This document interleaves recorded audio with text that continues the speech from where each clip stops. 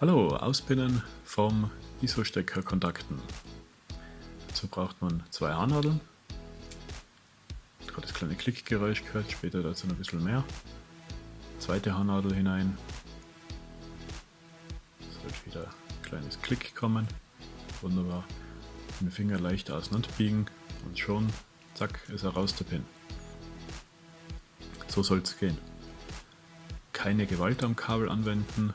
Wenn es nicht einfach rauskommen möchte, sind die Haarnadeln nicht richtig drinnen, hat es ein Problem, nicht mit Kraft machen. Die beiden Haarnadeln müssen vorne so aussehen, damit es wunderbar funktioniert. Gleich ein bisschen mehr dazu, wie wir das zusammenbringen.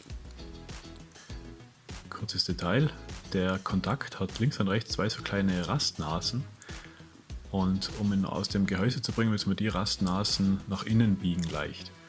Dazu kommt dann diese Haarnadel seitlich rein und drückt den Pin nach innen. Dazu ist eben diese kleine Biegung vorne ganz hilfreich, damit es gut funktioniert.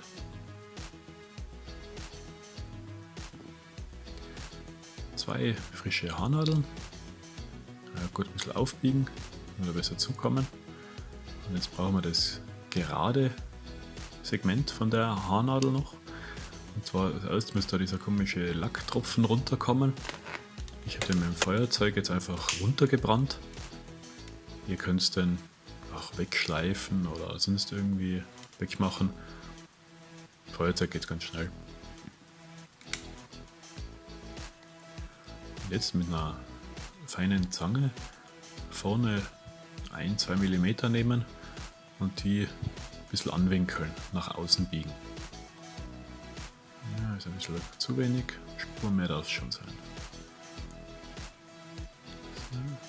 Ja, so passt es. Zweite Nadel genau gleich machen. Hier sieht man nochmal einen Vergleich, die gebogene und die andere, wo nur der Lacktropfen entfernt wurde. Jetzt nochmal seitlich in den Schlitz hinein, bis es klickt. Ja, das war ein leiser Klick. Man spürt es am Finger auch recht gut, wenn es entriegelt. Zweite Haarnadel hinein.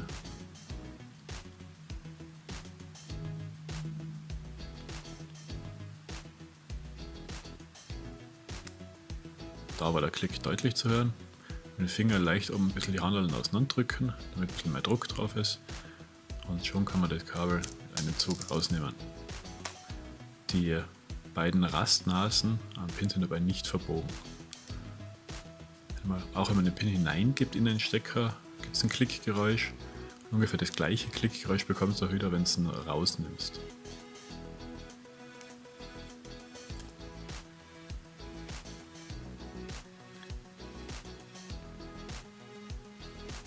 So, da wieder dann leicht auseinander und tada, da ist er wieder raus.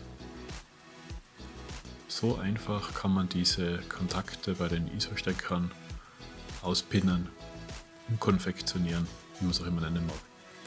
Funktioniert auch nicht nur bei dem wie hier gezeigten Lautsprecher-Steckergehäuse, sondern natürlich auch bei der Spannungsversorgung fürs Radio, sonstigen Pins, Lautsprecheranschlüssen und dergleichen.